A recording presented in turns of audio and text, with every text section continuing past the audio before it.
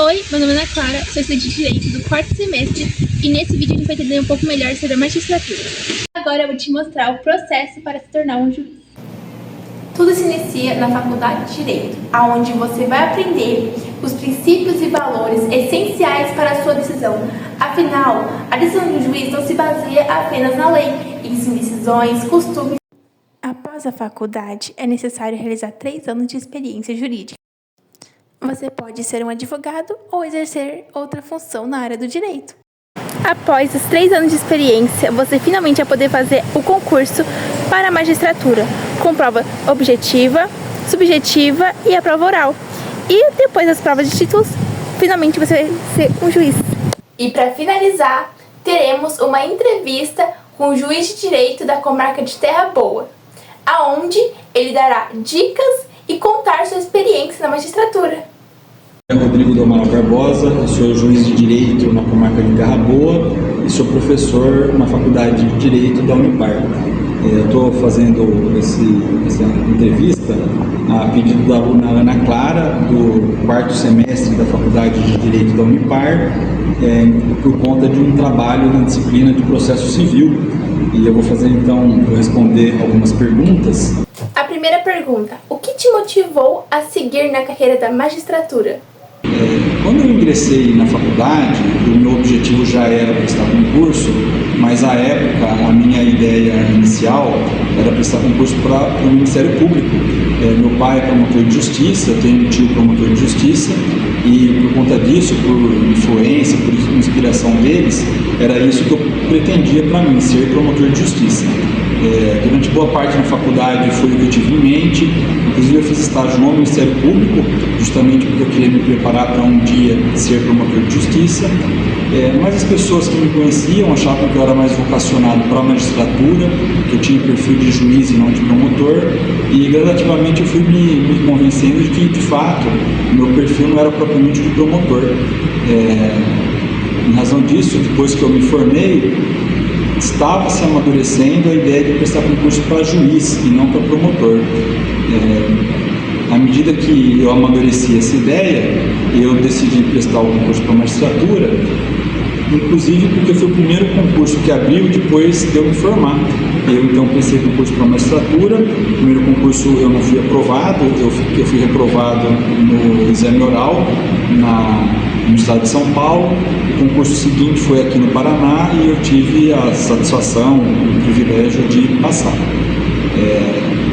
Uma das razões que me nortearam para o concurso da magistratura era justamente esse propósito de fazer algo que, em alguma medida, claro, era bom para mim, porque ia me proporcionar segurança, mas fazer algo também que fosse uma forma de eu me dedicar a alguma causa que fosse não só minha, que fosse uma causa social, uma causa coletiva. E então eu vejo que é gratificante ser juiz por conta disso, pela possibilidade de se dedicar a uma causa que não é uma causa só sua, só individual, permite então, em alguma medida, promover um interesse público, algum interesse social. Como o senhor lida com as pressões externas e a responsabilidade de lidar com a vida das pessoas? Vários são os cargos no universo do direito que demandam bastante responsabilidade e expõem a pessoa a bastante pressão.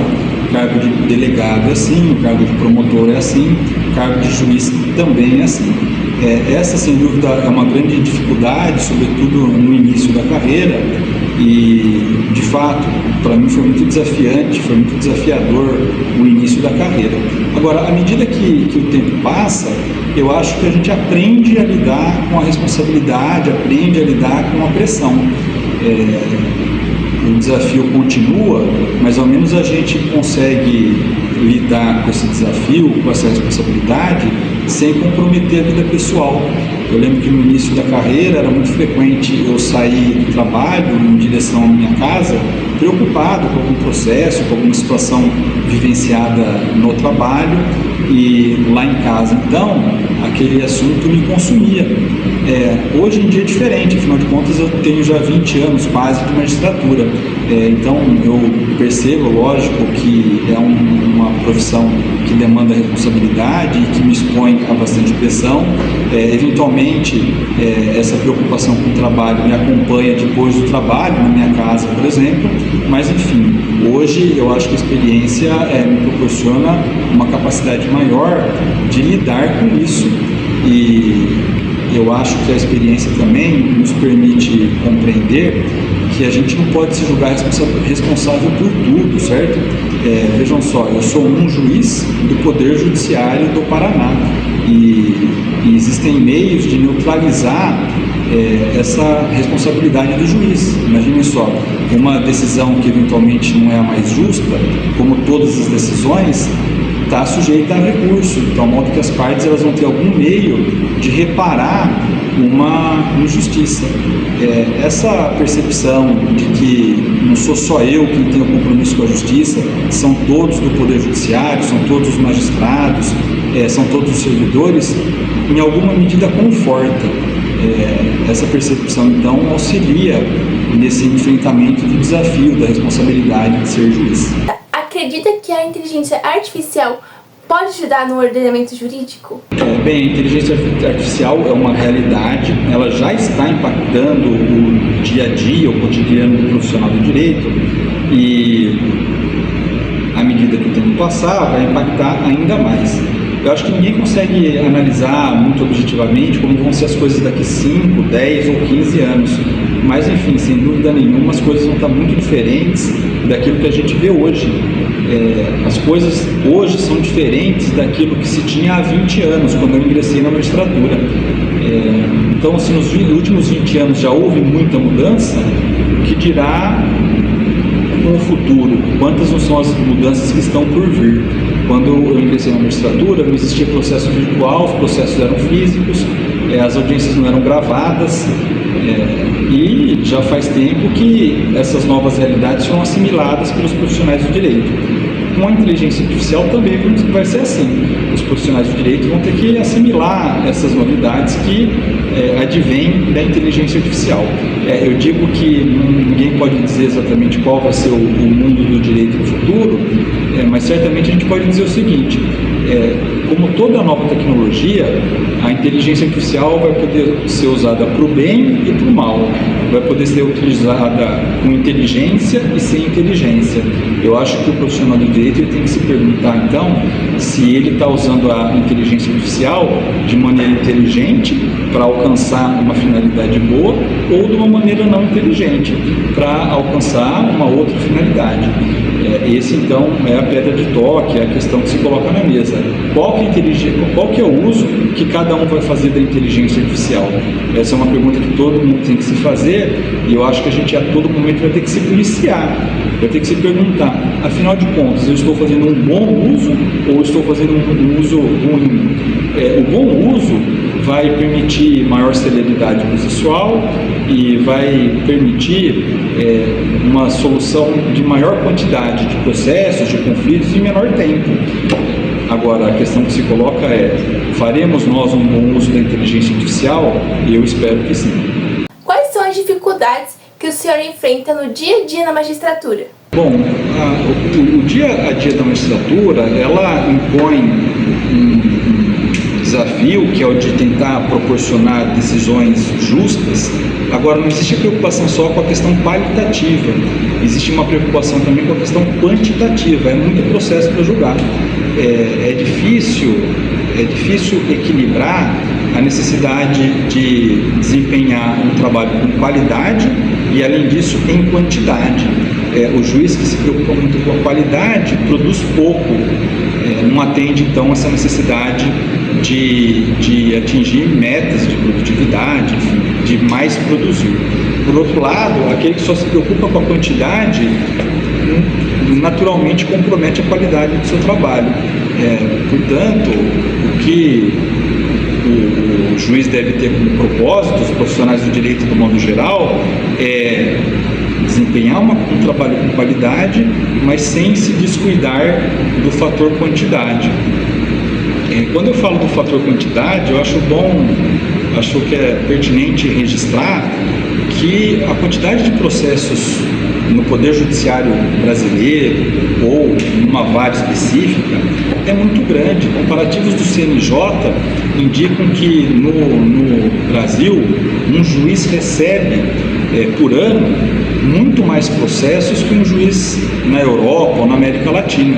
A depender de qual é o país que a gente tomar como parâmetro, a gente vai ver que um juiz no Brasil às vezes recebe 7, 8 vezes mais processos por ano do que um colega europeu ou de um outro país latino-americano. Eu acho que isso daí ilustra bem o que eu dizia, essa necessidade de trabalhar muito, de se produzir muito. E eu acho que tem que se enfatizar essa preocupação com a quantidade por essa razão.